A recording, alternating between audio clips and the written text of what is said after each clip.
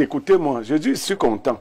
Voilà donc le neveu du chef de l'État qui se soumet à la loi à toutes les étapes.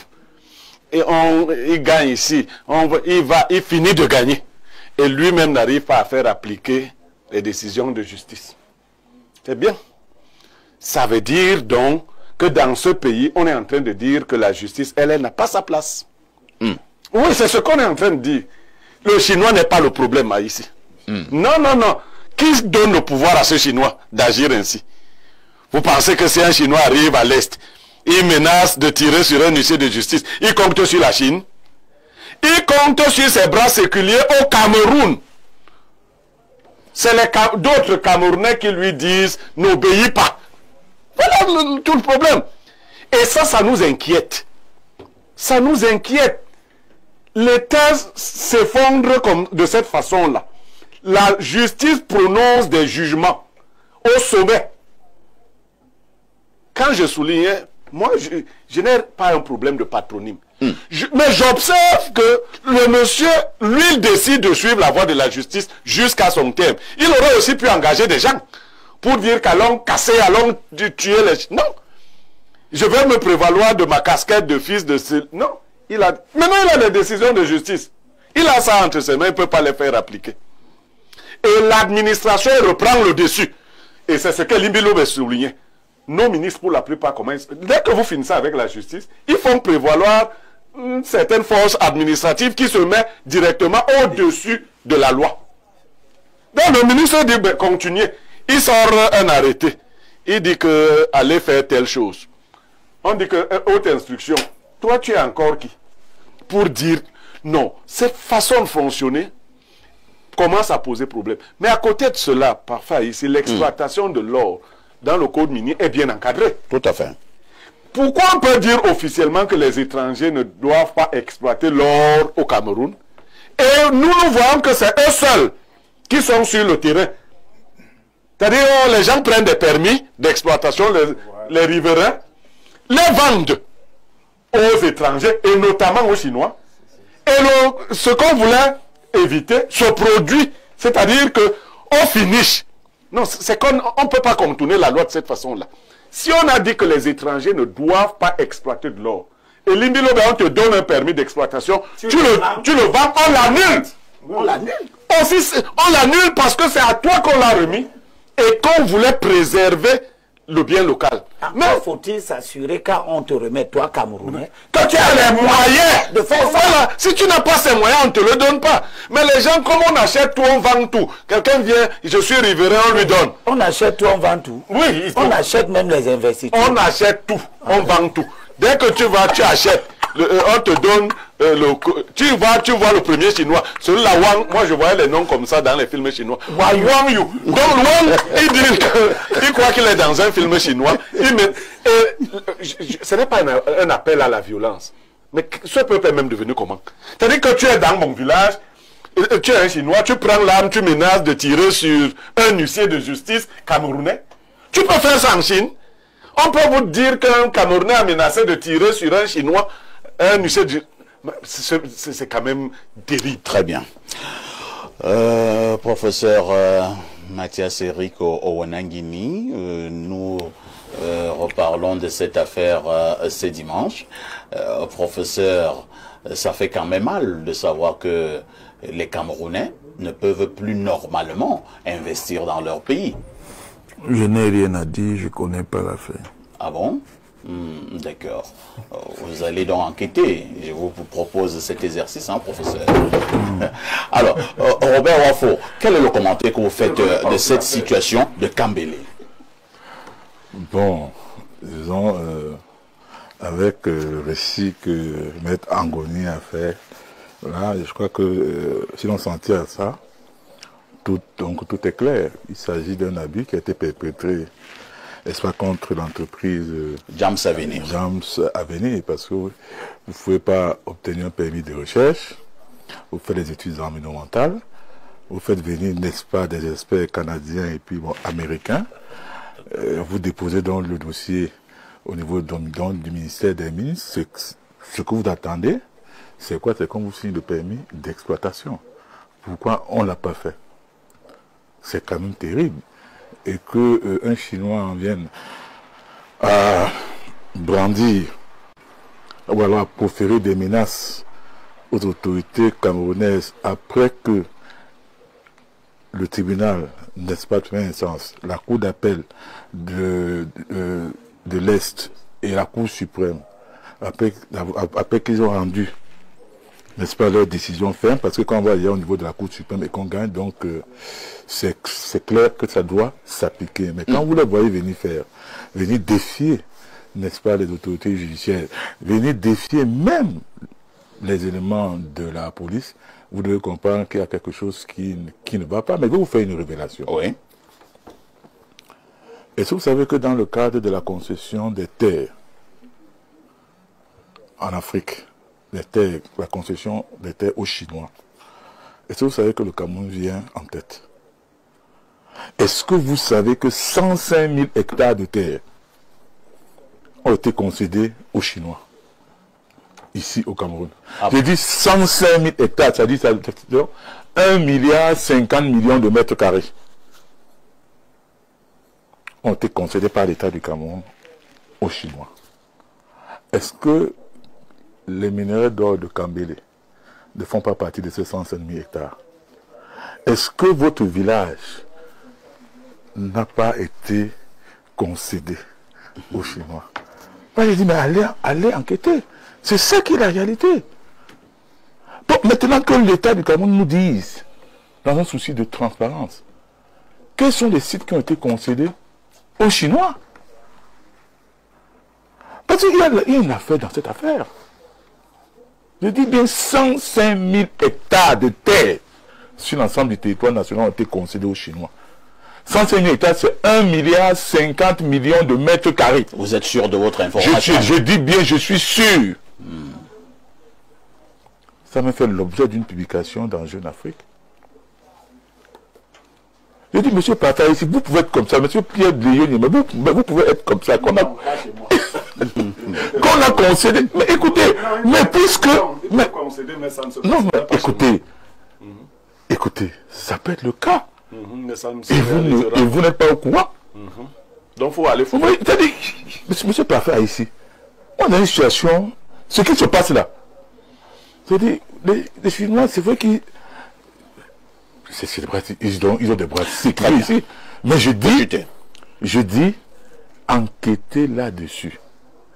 Allez dans ce ministère, vous leur demandez, vous demandez aux responsables là-bas, que les 105 000 hectares de terre que vous avez concédés aux Chinois sur l'ensemble du territoire se trouvent où? Quelle est la situation géographique? Merci Robert Wafo. Il y a une affaire profonde qu'il ne faudrait pas négliger. Peut-être même que le village même du chef de l'État a même été concédé aux Chinois. Qui sait? C'est trop posé là. Mais qui sait? Merci Robert Wafo. On va enquêter. Sait-on jamais? On va enquêter. Non, nous n'avons plus de temps. Nous allons simplement marteler que Info TV continuera à mener ses enquêtes sur ce site de Kambélé et nous vous donnerons les informations minute by minute. Cela étant dit, professeur, j'espère que cette fois-ci vous allez parler. Hein. Je connais le dossier. Vous connaissez le dossier sur la police camerounaise avec les vidéos? Ça reste à voir. D'accord. Professeur, la semaine a été mouvementée dans un bureau de la police au Cameroun où on a vu des photos presque pornographiques des femmes qui faisait des choses compliquées dans ce bureau, dans le bureau d'un commissaire divisionnaire. On a donné son nom, Josué Osomon, qui est par ailleurs délégué régional du centre pour le compte de la police. Quel est le commentaire que vous faites sur ces images presque choquantes dans un bureau administratif? Dans ce cas précis, j'ai quand même vu des éléments matériels, des éléments factuels, et un ensemble de commentaires. Bien entendu, il s'agit d'un scandale. Il s'agit d'un scandale parce que la situation exprimée dans ces vidéos est en rupture avec la morale générale et avec la morale publique. La police est une institution capitale pour toute société. Elle est évidemment pour la République du Cameroun. Et en raison de ses fonctions, elle doit refléter un niveau certain de moralité. Il n'est donc pas normal que des agents et des cadres de cette institution se trouvent engagés dans ce type de situation en rupture complète avec la déontologie de leur corps et en rupture complète avec non seulement la morale collective, mais même avec la loi. Professeur, est-ce qu'on devrait comprendre que ce qui a été rendu public il y a quelques jours à travers les réseaux sociaux, en fait, ça se passe dans presque tous les bureaux au Cameroun? Ne rentrons pas non plus dans le soupçon généralisé. Il ne faut pas non plus faire croire... C'est parce que vous avez un bureau? Bon, j'ai un bureau. Que voulez-vous laisser entendre? Pour un intégriste comme moi, c'est difficile que ça arrive. Merci. Laissez-moi finir. C'est difficile que ça arrive. Les institutions publiques sont des temples et doivent donc être respectées en tant que telles, parce que là, il s'agit d'une profanation. Et toute profanation de cet ordre est à réprouver. Abel Elibilobé, le délégué général à la Sûreté nationale, Martin Barvengele, quelques heures seulement après la publication de ces images, a décidé de relever de ses fonctions le commissaire divisionnaire en question. Bonne décision? Oui, très très bonne décision. D'abord en raison de la célérité. Il n'a pas attendu des conjectures, des débats, etc. Il n'a pas attendu les résultats de l'enquête? Non, il a les faits. L'enquête, c'est pour comprendre, mais les faits sont là, ça s'est passé.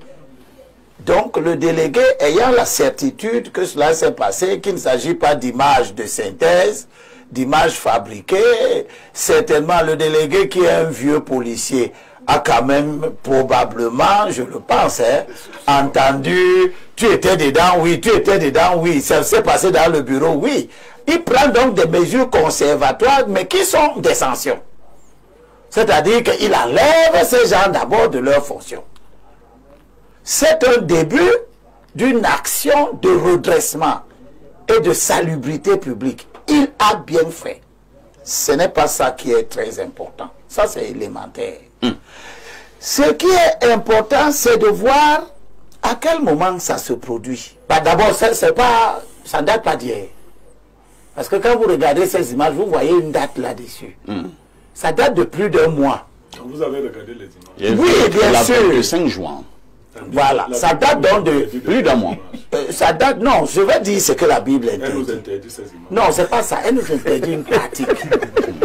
Elle nous interdit une pratique. Et je vais donc te lire ça dans Lévitique, chapitre 18, verset 22. Et tu ne coucheras pas avec un mâle, comme on couche avec une femme. C'est une chose détestable. Nous sommes là dans l'homosexualité. Parce que les images que vous avez vues, Oui.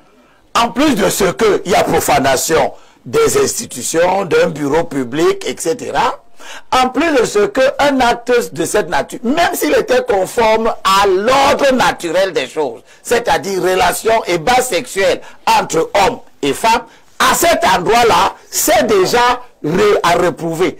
Mais nous sommes dans une situation de débat sexuel homosexuel. Oui. Deux femmes. Et ce qui rend encore la chose extrêmement préoccupante, c'est que au lieu que l'homme qui est habilité à le faire, le fasse, il fait faire les femmes et lui, il regarde et il filme. Peut-être qu'il attendait son entrée en matière. Ah, on ne sait jamais, il y en a qui soupçonnent qu'il ne pouvait pas rester jusqu'au bout de ses ébats sans lui-même passer à l'acte. Mais il ne filme pas la partie où probablement il serait passé à l'acte. Ça ressemble à quelque chose qui doit nous amuser. Mais c'est la prolifération du mal. Le Cameroun est attaqué par les lobbies homosexuels. Il faut que les gens le sachent. Il y a des gens qui travaillent tous les jours à la banalisation de l'homosexualité. Ils la promeuvent. On dit une homosexualité ou... C'est une homosexualité. Ah d'accord. Donc, ils la promeuvent. Ce sont ces gens-là qui, quand ils ont reçu ces images-là, qui leur étaient destinées, parce que ces images, ce commissaire-là, à bien voir les choses dans un raisonnement simple. Quel intérêt peut-il avoir, quel plaisir, si ce n'est une motivation financière de haut niveau pour organiser un tel scénario dans son bureau? Motivation financière, c'est-à-dire quoi? Il ne peut pas le faire simplement pour le plaisir de regarder. Il devait aller vendre ses vidéos? Probablement. Puisque cela a cours. Les affaires que nous avons vues en Guinée équatoriale Balthazar nous rappellent très bien qu'il y a un commerce des images pornographiques. Mais en plus, elles sont pornographiques, mais elles sont homosexuelles. Puis, on nous sort ça à un moment où dans le champ politique, un proche des milieux homosexuels est impliqué dans un combat politique en voie de disqualification. Vous voulez parler de quoi? On va en parler tout à l'heure. D'accord. Donc, vous voyez que les choses là se tiennent. C'est sorti depuis. Ces images ont été tournées depuis. Elles auraient pu sortir depuis. Elles ne sortent pas depuis. Elles sortent au moment où un acteur proche des milieux homosexuels qui aurait promis au milieu homosexuel la dépénalisation de l'homosexualité est en cause. Et c'est à ce moment que les images apparaissent. Merci Limbi Lobé. Donc, Robert, ce n'est pas anodin. c'est compris. Nous sommes dans la promotion du mal. Robert Owafo, lorsque vous regardez ces images, lorsque vous voyez la qualité et des personnes qui sont mises en exergue, n'avez-vous pas l'impression que la morale a foutu le camp au Cameroun? Non, mais il n'est secret pour personne que la morale a foutu le camp. Mais par rapport à ce dossier, j'aimerais qu'on s'interroge sur les connexions de ceux qui sont affichés là, de ceux qu'on a affichés là, en rapport avec certains réseaux. Il faut s'interroger. On voulait tenir qui? On voulait tenir qui? Puisqu'on dit que ces images datent d'il y a un mois. Voilà. Pourquoi ce retard pour mettre ça dehors? On voulait tenir qui? Vous savez, il y a des pratiques quand même qui sont qu'il faut relever dans la gestion de ce pays.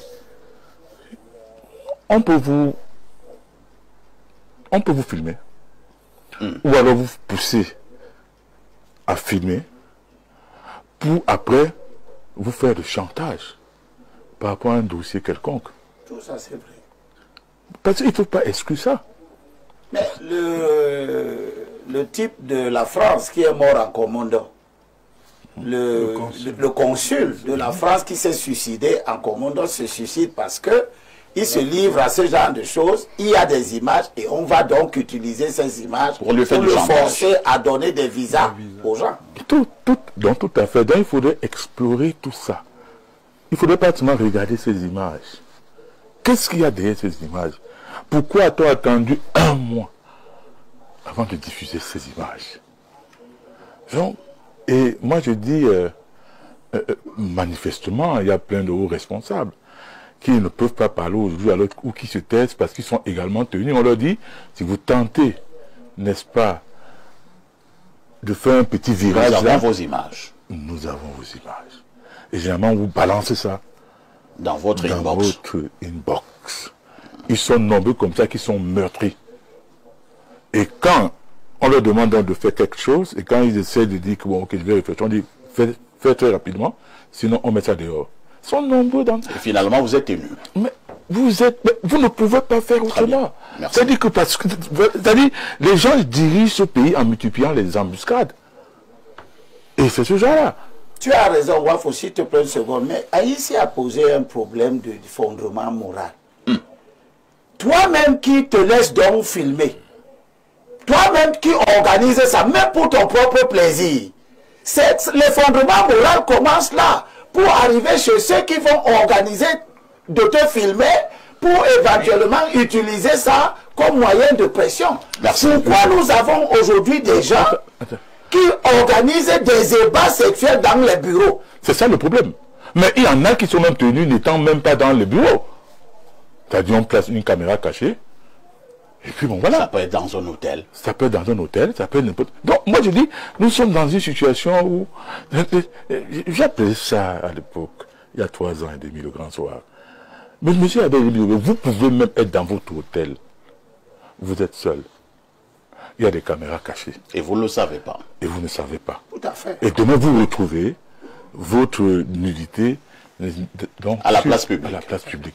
Donc il faut faire attention. Et en même temps, n'est-ce pas, je salue la promptitude, n'est-ce pas, avec laquelle le délégué général de la Sécurité nationale, M. Bagaguélé, a réagi relativement à cette affaire. Parce que ça aurait été quelqu'un d'autre, comme son nombreux dans ces années, qu'on enquête d'abord, il dit que le temps de la justice, c'est le temps de quoi, c'est pas le temps du peuple. La mesure conservatoire est la bienvenue, et vivement que d'autres qui sont dans le sérail et qui sont dans d'autres administrations et cette promptitude qu'on reconnaît, n'est-ce pas, Pierre Blériot, Niamey, beaucoup parlent des images de la honte. Il y a un cas supplémentaire qu'on n'a pas envisagé jusqu'ici, oui, qui est le fétichisme. Et le fétichisme qui est un registre spécifique de la pornographie. C'est-à-dire, et c'est pour ça que vous pouvez éventuellement comprendre que des uniformes apparaissaient. Parce que le fétichisme joue sur des détails. On peut faire, par exemple, apparaître des tenues de prêtres, de militaires, de policiers, ainsi de suite. Je ne comprends pas bien. Le fétichisme, le fétichisme est un registre dans les perversions sexuelles, où les fantasmes se constituent à propos de certains statuts. Par exemple, on peut fantasmer sur les prêtres, sur les sœurs, sur les militaires, sur les policiers. Voilà, consacrés comme autorité. Voilà, de l'autorité, de l'ordre moral, ainsi de suite. On les profane. Pierre Blériot, j'étais en train de dire tout à l'heure que certains ont appelé cela les images de la honte. Entre-temps, quand même, beaucoup qui regardent ce programme en ce moment, elles-mêmes, ces personnes-là, ne sont pas très loin de ce que nous avons vu là. Est-ce qu'il n'y a que ces bureaux-là au Cameroun qui a déjà connu ce genre de choses? Non, parfois ici, oui, c'est une approche conspiratiste. Le fait que beaucoup de personnes fassent des choses honteuses ne fait pas que les premières à être prises soient dédouanées. Moi, je ne crois pas au fétichisme parce que l'image principale qui est dans ce bureau n'est pas une image...